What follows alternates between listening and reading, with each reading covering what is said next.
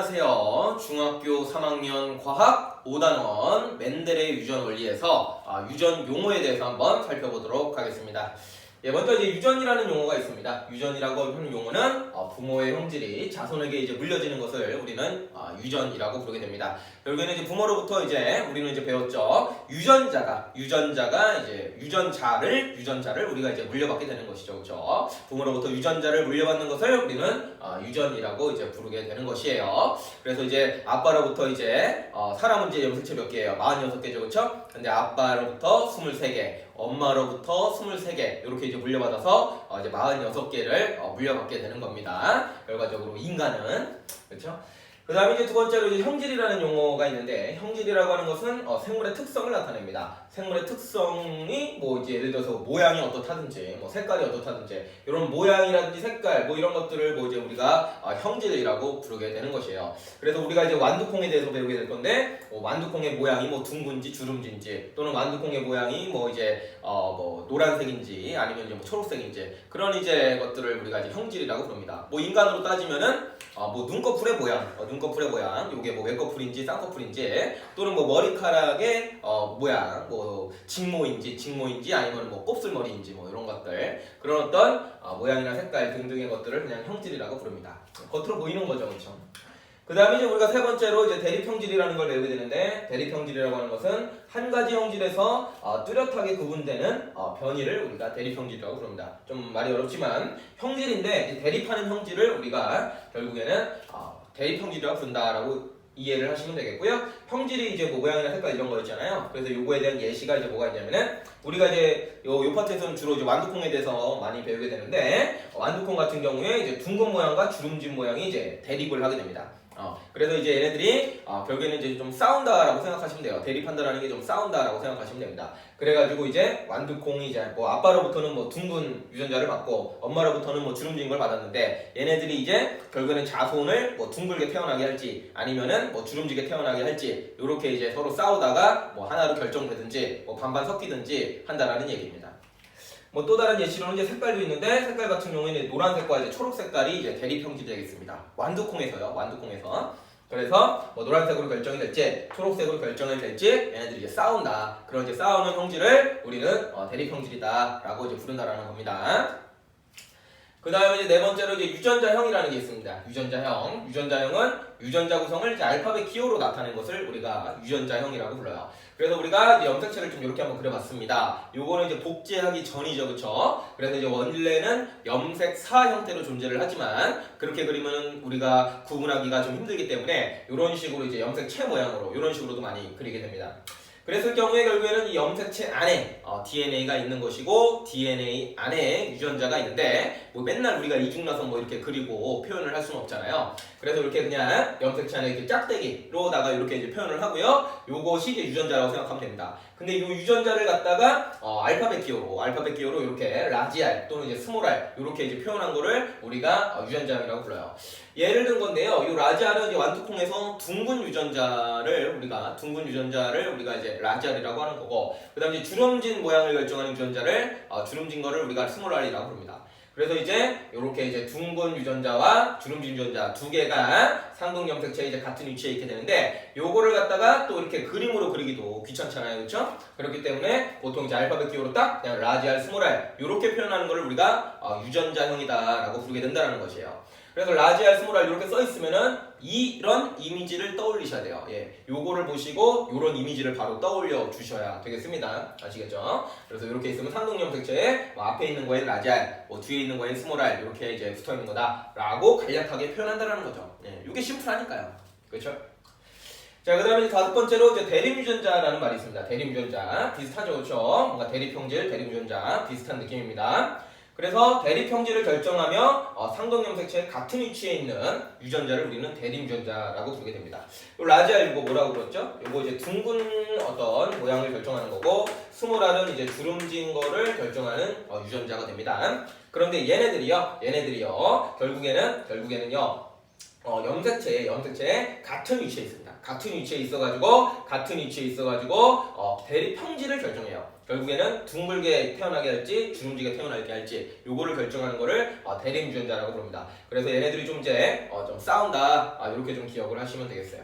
그래서 결과적으로 이제 이런 그림에서 이렇게 같은 라인에 있으면은 대립 유전자다라고 이제 보시면 되겠습니다. 그러니까 대립 형질하고 대립 유전자하고 비슷한 거예요. 근데 대립 형질은 이제 그냥 우리가 겉으로 이제 눈으로 볼 때 이제 구분이 되잖아요. 뭐 둥근지 주름진지. 그랬을 때 이제 겉으로의 모습을 좀 표현한 거라면은 대립 유전자는 좀 그 내부에 깊숙이 들어가가지고 그 염색체 안에 있는 그 유전자를 지칭할 때는 그 싸우고 있는 유전자를 지칭할 때는 대립 유전자라는 용어를 쓴다라는 거 기억해 주시면 되겠습니다.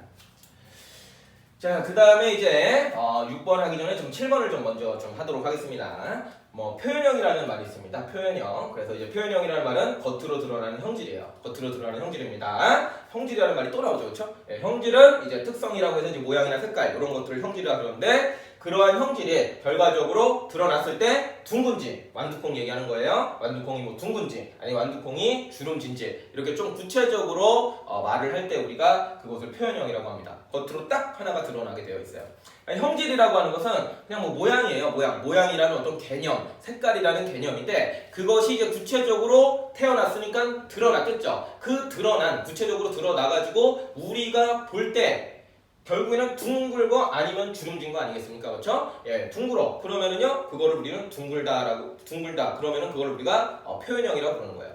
요거는 약간 좀 추상적이다라고 이제 보신다면은 요거 표현형은 구체적으로 그 형질을 얘기를 하는 거예요. 딱 어떻다. 형질이라는 거는 이제 모양이라는 것이 있는데 모양이라는 형질이 있는데 그 형질이 겉으로 둥글게 나타났다, 주름지게 나타났다 할 때 우리는 표현형이라는 말을 쓰게 된다라는 것이죠. 말이 좀 어렵죠. 예, 비슷한 것 같기도 헷갈리기도 하고요. 예, 그렇죠. 예. 그 다음에 이제 6번 한번 보시겠습니다. 6번을 보시면은 또 이제 우리가 우성이니 열성이니 이렇게 좀 얘기를 하는 경우가 있습니다. 여기서 이제 우성이라고 하는 것은 겉으로 나타나는 거고요. 열성이라고 하는 것은 나타나지 않는 거예요. 예를 들어서 요 그림 한번 같이 볼게요. 대립유전자 방금 여기 얘기했었습니다. 대립유전자 그대로 여기다가 이제 그림을 똑같이 그려봤는데요. 둥근 거 유전자하고 주름진 유전자가 이제 대립하고 있다라고 해봅시다. 그리고 이제 둥근 유전자는 보통 라지 R 이렇게 많이 표현하고요. 그리고 주름진 거는 이제 스몰 R 이렇게 이제 많이 표현을 하게 됩니다. 그랬을 때 하나는 아빠, 뭐 둥근 유전자는 아빠로부터 물려받고 주름진 유전자는 뭐 엄마로부터 물려받았다고 가정을 해봅시다. 그랬을 때 이 완두콩은 두 가지를 다 가지고 있어요. 둥근 유전자도 가지고 있고 주름진 유전자도 갖고 있습니다. 그런데 이제 좀 결과적으로 이 두 개를 다 갖고 있는 완두콩은요, 결과적으로 표현형이 둥글게 나타납니다. 예, 표현형이 둥글게 나타나요. 결국에는 얘네를 갖다가 여기다가 이제 표시를 할 때 유전자형 요렇게 이제 표시를 할 때 이 완두콩에다가 얘는 라지 R, 스몰 R 요렇게 유전자를 가지고 있다라고 얘기를 하는데 분명히 지금 둥근 것도 가지고 있고 주름진 것도 가지고 있습니다. 그렇지만 겉으로는 둥근 게 나타나요. 그 나타나는 거를 우리는 우성 유전자라고 부르고요. 나타나지 않는 거를 열성 유전자라고 부릅니다. 예, 둘 다 가지고 있지만 싸워서 둥근 게 이겼다라고 이제 보시면 되겠습니다. 그래서 나타나는 거를 우리가 우성이라고 부르고 나타나지 않는 거를 열성이라고 부릅니다. 그리고 유전자형을 이렇게 쓸 때도 또는 이렇게 쓸 때도 보통 우성을 대문자로 많이 씁니다. 예, 우성을 대문자로 많이 쓰고요. 열성을 소문자로 많이 씁니다. 그래서 이렇게 표현된다는 거 좀 알아두시고 이때는 얘는 나타나지 않고 얘만 나타나게 되기 때문에 표현형은 둥글다라고 말씀을 해 주셔야 된다는 거 기억해 주시면 되겠습니다. 그리고 여기서 이제 한 가지 좀 오해할까봐 좀 말씀드리는데 뭐 나타나고 나타나지 않는 게 있는데 뭐 나타나는 게 좋고 나타나지 않는 게 나쁘다 뭐 이렇게 이제 판단하시면 안 되겠습니다. 예. 그래서 사람마다 기준이 다른 거예요. 뭐 둥근 게 좋을 수도 있고 주름진 게 좋을 수도 있지 않습니까? 그러니까 좋다 나쁘다 이런 감정적인 표현은 사람의 어떤 가치관에 따라서 그거는 이제 다양한 해석이 있기 때문에 이거를 뭐 좋다, 뭐 우성이 좋다, 열성이 나쁘다 뭐 이런 표현은 좀 자제를 해주시는 게 좋고요. 그냥 나타나면은 우성이고 나타나지 않으면 열성이다. 이렇게 그냥 깔끔하게 기계적으로 좀 해석을 해주시면은 좋겠습니다. 네, 마지막으로 이제 순종이니 잡종이니 이제 이런 용어가 있습니다. 그래서 이런 용어 뭐 일상생활에서도 좀 쓰긴 합니다, 그렇죠? 네, 순종이 뭐 좋은 거 없고 잡종이 뭐 나쁜 거 없고 뭐 이제 그런 의미를 쓰게 되는데 과학 여기 유전 쪽에서는요, 이제 순종과 잡종을 어떻게 구분을 하냐면요, 여기서 이제 대립 유전자죠, 그렇죠? 라지알 써 있으면은 이런 이미지 떠올리셔야 돼요. 그랬을 때 여기에 라지알 이렇게 있다고 보셔야 됩니다. 그랬을 때 얘네들을 갖다가 우리가 대림 유전자라고 불렀습니다. 대림 유전자로 불렀을 때 그 대림 유전자의 구성이 동일할 때, 이 경우 같은 경우에는 둘 다 둥글고죠, 그렇죠? 이런 경우를 우리가 순종이라고 부르게 됩니다.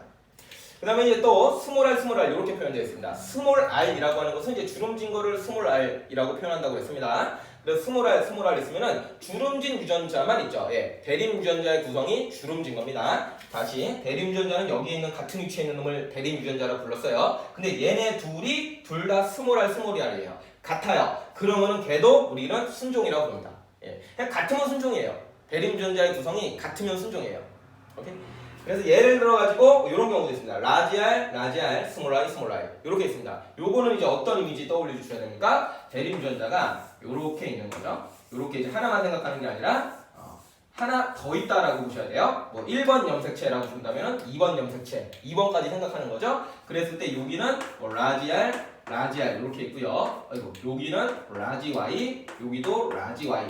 라지 y가 아니죠? 제가 스몰 i라고 그랬죠? 이겁니다. 스몰 i 이렇게 이제 쓸 수가 있죠. 그래서 어쨌든 간에 이렇게 이제 있으면은요, 여기를 좀 나눠서 생각하세요. 여기를 좀 부러졌네. 나눠서 이렇게 생각을 하세요. 나눠가지고 얘가 1번, 얘는 2번이라고 생각하고 얘네 둘만 비교하셔야 돼요. 얘네 둘만 비교하셔서 얘네 둘이 같으면은 순종이에요. 얘네 둘이 또 같죠? 그럼 순종입니다. 이렇게 이제 대림 유전자가 같으면은 이제 무조건 순종이라고 부른다는 거 좀 하나 기억해 주시고요. 그 다음에 이제 잡종이라고 부르는 건 뭐냐면은 요거하고 좀 다른데 대림 유전자의 구성이 어때요? 다르죠. 대림 유전자의 구성이 둥근 거, 주름진 거 이렇게 갖고 있습니다. 달라요. 다르면은 잡종입니다. 예, 다르면 잡종이에요. 요런 게 지금 다 잡종이에요. 그렇죠? 달라요. 대림 유전자의 구성이 달라요. 둥근 거, 주름진 거 섞여 있어요. 그럼 잡종이에요. 같지 않으면 잡종입니다. 그래서 얘도 잡종이고, 그 다음에 또 밑에 예시도 이렇게 라지알 스몰 r, 라지알 스몰 r 이렇게 써 있습니다. 그럼 요것도 이렇게 나눠서 생각을 하셔야 돼요. 그래서 얘네 둘 비교하시고 얘네 둘 비교하셔야 됩니다. 그래서 얘네 둘 다르죠. 그리고 얘네들도 다르죠. 그러면 잡종입니다. 같으면은 순종이고요. 대림 유전자가 같으면 순종이고 다르면 잡종입니다. 그래서 이제 이렇게 좀 표현하면 좋겠고요. 여기도 마찬가지로 또 뭐 가치로다가 뭐 순종이 좋고 순종이 좋은 거고 뭐 잡종이 뭐 나쁜 거고 뭐 이런 식의 이제 감정적인 표현은 조금 이제 배제를 해주시고 그냥 유전자형이 같으면 순종, 다르면 잡종 이렇게 좀 기계적으로 이것도 판단을 해주시면 되겠습니다. 지금 짧은 시간에 굉장히 제가 많은 유전 용어들을 설명을 드렸습니다. 물론 이 밖에도 유전 용어가 좀 더 있긴 해요. 우리가 이제 쓰는 용어들이 굉장히 좀 어렵고 헷갈릴 수도 있습니다. 한 번에 듣고 이거를 다 이해하시기는 힘들이라고 저도 좀 생각을 합니다. 한 번에 듣고 이걸 그렇구나 다 알았어. 이건 좀 힘들고요. 이거를요 좀 적어두세요. 이 내용들을 좀 적어두십시오. 그리고 이 내용뿐만 아니라 이제 뭐 교과서나 이제 참고서 내용 참고하셔서 유전 용어 같은 경우에는 메모지 하나를 준비를 하셔가지고 좀 적어두세요. 쭉쭉 적어두세요. 뭐 용어들이 좀 헷갈릴 거예요. 비슷하기도 하고. 그러니까 쭉 좀 목록화를 좀 해주시고 그 다음에 이제 우리가 배우게 되는 메인 완두콩에 대한 얘기 그리고 이제 뒤에 더 이어서 뭐 사람에 대한 얘기를 할 때 계속 이런 용어들이 튀어나올 겁니다. 그럼 그때 이해가 되면 이해가 되는 것이고 만약에 기억이 안 난다면은 적어둔 그 메모지를 보면서 다시 한번 그걸 살펴보세요. 콩 막 분석하다가 완두콩 분석하다가 메모지 한번 확인해서 이 용어가 이런 용어였구나 하면서 그렇게 해서 이제 하나씩 조금 더 깊이 있게 좀 적응을 하시고 좀 익숙해지는 그러한 과정이 좀 필요한 부분입니다. 그래서 이게 좀 적어두시고요. 그거를 옆에다 펼쳐 놓으시고 그 다음에 이제 완두콩에 대해서 구체적으로 유전이 어떻게 되는지 학습을 해주시면은 더 좋겠습니다. 용어에 대한 설명은 여기까지 하도록 하죠.